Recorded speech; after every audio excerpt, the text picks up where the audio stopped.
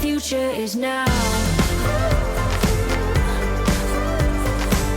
Hi, everyone. Welcome to this new episode of my NextNow podcast. I just came back from traveling. I was in Boston 2 weeks ago and then just recently from Orlando, working with groups and audiences and sharing my message on It's a Human Future, talking about people first, talking about how together we have to automate the mundane so that we can elevate the humane.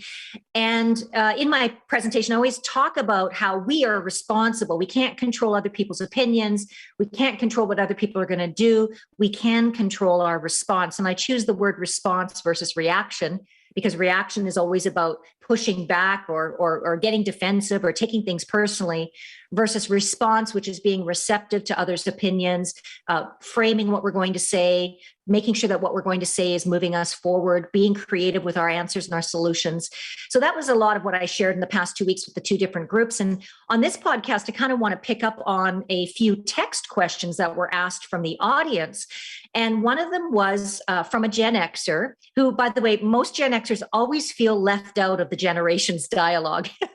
And part of the reason for that is it is demographically the smallest generation by numbers. However, Gen X is, in my opinion, the most active generation when it comes to bridging the gaps among the generations. So just as a quick refresher, and let me say this before we get into the generations piece here, it's not about age. I have had people say to me, I don't like putting people in boxes. I don't want to put them in a box of their age. That is not what this is about. In fact, we're so past that in the post-pandemic reality. It's not about ageism. You can be a Zoomer mindset in a Millennial's body. You could be a Zoomer with a Millennial's mindset. So it's not about age. It's more about the values and the views of the world that are generally attributed to certain ranges of ages. That's how I like to look at it. And so therefore, all generations are humans and we all want similar things. And it's helpful to have the context of where people might be coming from based on their generational values. So in today's podcast, I want to talk about the workers' market and what that means for each of the generations. So you've heard me talk previously about we're in a workers' market. We're predicted to be there till at least the year 2030. What this means for employers and for leaders is that the rules have changed. Everything's flipped. We're in the upside down now of the workers' reality, which means the workers are holding the cards.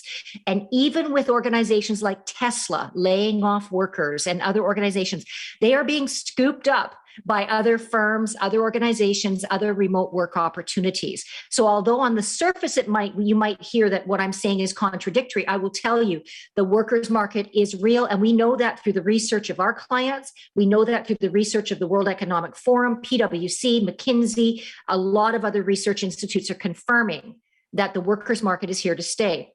Well, why is it here to stay? It's because social change has happened, and it was happening even pre-pandemic. And it was happening, actually, might I say, through the generations pushing up against some of the structures. For example, Millennials, Gen Ys, and the Gen Zs or Gen Zs were questioning the structures of the traditional workplace created by the Zoomers. And the questions they were asking pre-pandemic is, can we have flex work? Can we have a 4-day work week? Can we have remote work?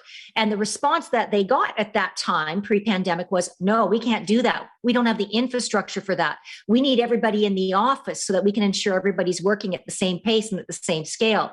Then, of course, the pandemic happens and the genie's out of the bottle. And we know for a fact that work can be done from anywhere. And I will add a caveat there that there are certain jobs that is not true yet.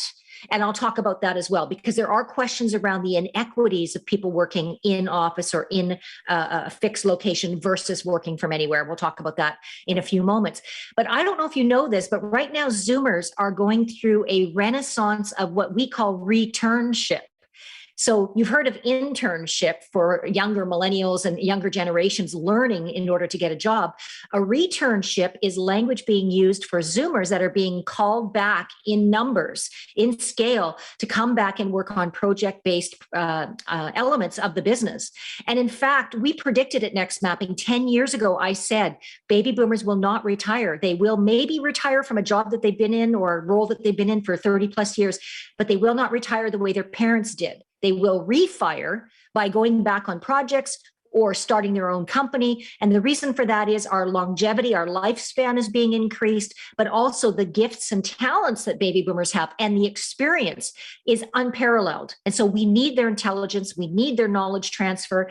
And so over 3 million Americans who retired early during the pandemic are opting to go to a returnship. 3 million. So when you think of the worker shortage, this is a positive thing. The opportunity here for organizations is to stop looking at work through the traditional lens of 9 to 5 or full-time positions. That's archaic. Now we need to be looking at work from a very holistic perspective. We need to be looking at the work and going, is this necessary to be a full-time position? Can this full-time position be hybrid, in office and remote? Can this full-time position be fully remote? If this full-time position is fully in office, what are the perks, the benefits, the time off? Can we give those in-office folks the 4-day work week? Can we give them extended vacation? These are the opportunities that this new work structure and the worker shortage is creating for everyone. Now, it's interesting because retirees, even the name retiring feels dated and outdated for who we are now. I'm a Gen X Zoomer cusper. I'm turning 59 this year. And so as a Gen X Zoomer cusper, the mentality is we've got lots of energy and lots to give, but we want to have a life first. We want work to fit into our life. And that's where project-based work and coming back for specific projects is very appealing to our demographic. Now, let's move on and say that the Gen X is actually positioned really very well at this time for the workers market. And the reason for that is Gen X's have been gathering, they've been gathering experience, they've been gathering perspectives, they've been job hopping. Many Gen X's now are being promoted to the C-suite. So they're becoming the CEOs, the CFOs, the CMOs, the CIOs, or they have been, and they're gathering that intelligence and that expertise. And Gen Xers have been on the remote work, flex work train since the last decade because they were listening to their millennial workers and really hearing this, but they were also looking for it for themselves because Gen X was the first generation, like in the 90s, who was actually working from home. Many of them were part-time or starting that wave of flex work. So Gen Xers right now are at the sweet spot of leading the hybrid workplace reality, of helping to gather and crowdsource from the workers where they want to work, how they want to work, how much they want to work, and what's the type of work that best suits their lifestyle. For example, it may not be full-time. It might be part-time. It might be 2 CEOs co-sharing the C-suite. It might be 4-day work weeks, pardon me. It might be remote work only. It might be, but there's an opportunity right now in a renaissance of workplace transformation to really customize the workplace to meet this workers' market reality. Then you look at the millennials and the Gen Ys, and they have been in the last decade kind of quietly going, okay, well, if an employer can't give me what I want, I'll just go and start my own business. And of course, I have many Zoomers going, well, how can they afford to do that? Well, guess what? The bank of mom and baby boomer generation, or the bank of mom and Gen X generation. And so when we look at it from that lens, the millennials, the Gen Ys are pretty self-actualized because they were the ones who were saying a decade ago, I want a life first and I want work to fit in. So you're more likely to hear from a millennial or Gen Y. They're achievement oriented. They want to get ahead, but they want to start a business. They want to be a stakeholder in the business. They want to have a say around the hours. They want to have a say about WFA, working from anywhere. And so that generation is really I would say your opportunity right now for looking at succession planning for those full-time positions or for those hybrid positions. And then looking at your Gen X and your boomers as the project-based or contract-based or callback-based workforce. So these are some things just to think about. Gen Z or Gen Z, they're seeking to find any job that can be done virtually, and they're seeking to transform industries so that a lot of the jobs can be done remotely, including, for example, one of the groups I spoke for was the hospitality industry, and they have technology called Bella, and there was other technologies there where, you have self check-in when you get to the hotel through AI and automation. You can get your keys dispensed and go in and do that. You can have self-delivery delivered autonomous room service. Like there's all sorts of technology innovation that's happening in the hospitality industry. And where you might think, well, that means there won't be jobs, that's untrue. You still need people who have both technology knowledge and elevated customer service knowledge to work with that technology and with that people first focus on the customer. So Gen Zs are looking at that. Gen Zs are saying, hey, Gen Zs, they're saying, hey, how do we leverage technology beyond its current applications so that we are really automating the mundane, elevating the humane? And then for their work, they're looking at how are they making themselves indispensable from a WFA perspective, work from anywhere. And then we have the new generation. I've been talking about this for the last, well, since the pandemic happened, Gen C, Generation COVID, that's all your kids that are under the age of 20. So where millennials saw their parents work, with more technology, Gen Z saw parents work remotely more frequently. Gen C's, your Generation COVID kids, they've actually lived in virtual reality for the last 2 years of the pandemic. They've been homeschooled through the pandemic, many of them. They saw their parents do Zoom calls and run their business. They learned more about what their parents were doing for work because they were present with it being done out of the home. All of those things are shaping Generation COVID to look for ways to work on things that are exciting and are changing the world. So Gen C is looking to work in pods. So rather than work for workplaces, they're seeking work groups that are working on exciting things. So they're seeking work groups that are working on environmental transformation or health breakthroughs or human rights issues. So Generation COVID is saying, if all these things happened during a pandemic, how can we connect the world on these causes by creating like-minded pods or communities? And so we have heard the community thing since social media has been been present for the last decade or so.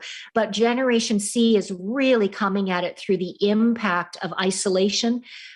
All generations are much more aware of mental health, mental well-being. All generations are looking at how do we solve some of these mental health challenges that we're facing. And how do we increase diversity? One of the opportunities with the worker shortage is to increase diverse thought around the workers shortage. In other words, have you thought of a retired person for a contract job? Or have you thought of a disabled or other abled person who can work fully remotely based on their setup in their home office? So really the workers market, I believe, is creating major transformation because it's forcing leaders and organizations, business leaders, to look at how the business is being operated, how to match the workers' wants and needs with the structure of the workplace. And my prediction now, you hear it here from me in 2022, is that by 2027, we are going to have a very different workplace structure where people are going to be aligned with cultures that see them as a whole human, who is willing to support that worker as a human being. We're seeing that now with a lot of the controversial issues that are going on. Companies like Google and Meta, they're offering support to their employees that goes beyond the norm because they want to come at it from that human support perspective.